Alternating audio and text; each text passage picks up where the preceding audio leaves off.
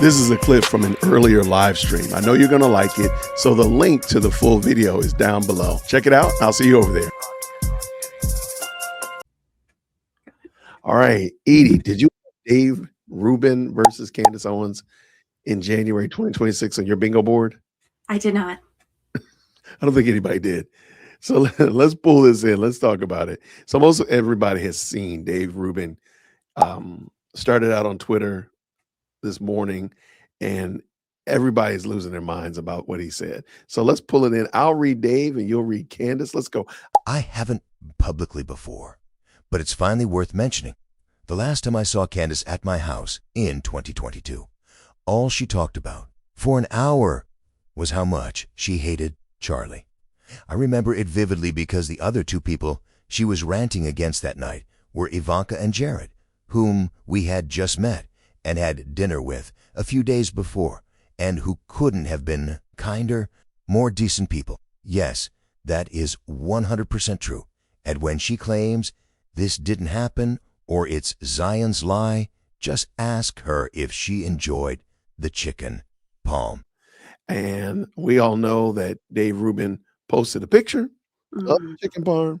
It's in the building. Cast iron chicken parm recipe is in it. I might leave the recipe down in the description as well, because Dave Rubin crushed it right there. As long as we are doing this, here we are at Peter Thiel's house in LA. Strangely, she never mentioned to me he was a humanoid cyborg. All right, so that is the opening salvo, and I am going to bring on Candace's response to it. All right, you ready?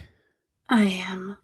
This is completely and utterly made up, LOL. Sheer fiction. You guys are so positively desperate to rewrite Charlie's history that we are moving to fantasy.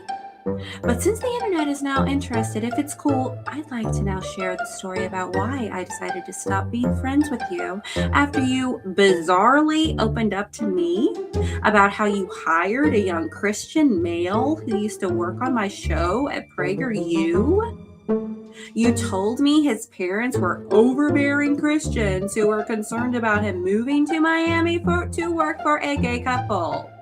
Sure enough, the next time we saw you, you told us a story about how you and your husband just knew that he wasn't shy, but that he was most likely secretly gay, and how you were encouraging him to experiment with guys and explore his.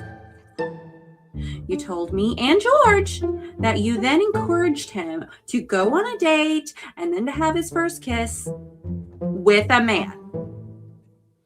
Shortly thereafter, he quit your show and moved from Miami. I was positively sickened by the story because I knew this kid, and yes, he was shy. And the fact that you questioned him about his virginity and dating life and encouraged him to kiss a boy makes you a groomer in my book. Okay. Should we get into what you told me about your night in Hawaii with Peter Thiel? Or is the above enough perversion for one morning?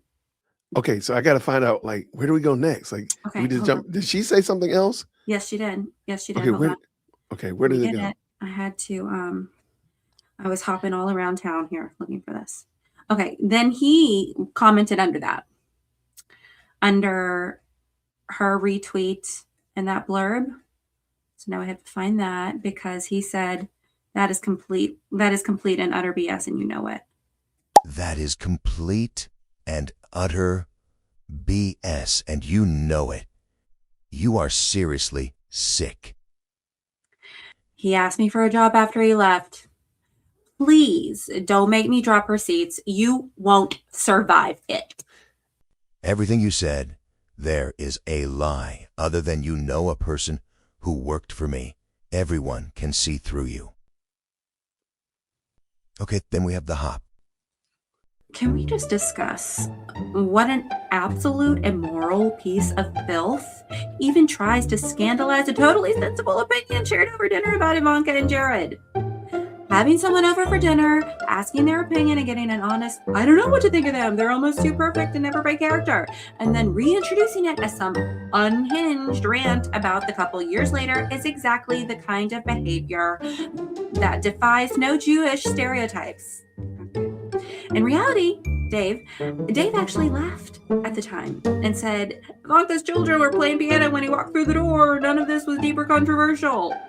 Him grooming an employee who was simply shy and Christian was, as was his night with Peter Thiel in Hawaii. Okay. All right. So, pause. And go. Also difficult to put into words how sick it is to cut a video of a dead person to create the illusion that he's speaking about one of his friends. You are utterly deranged for this. Dave Rubin, look in the mirror. Look in the mirror. I mean, you use your dead friend to tell stories. Your dead friend is giving you advice. Is giving you clues. Good gracious. Shout out to Dave Rubin. Shout out to that was mic drop. He doesn't need to say anything. Nothing else. Nothing else needs to be said. Because that mirror is giving life. And it's glittering. It's like wild work. All right, let me end this. Thank you so much for tuning in to another episode of the JWhit Podcast. If you enjoyed today's show, please do me a favor and hit me up with that 3-piece special. Like the video, subscribe, and of course, share it with somebody who would also enjoy this type of content. And make sure you leave a comment because I do pin the best comments to the top. So thank you so much for tuning in today. And until next time, everybody, grace and peace.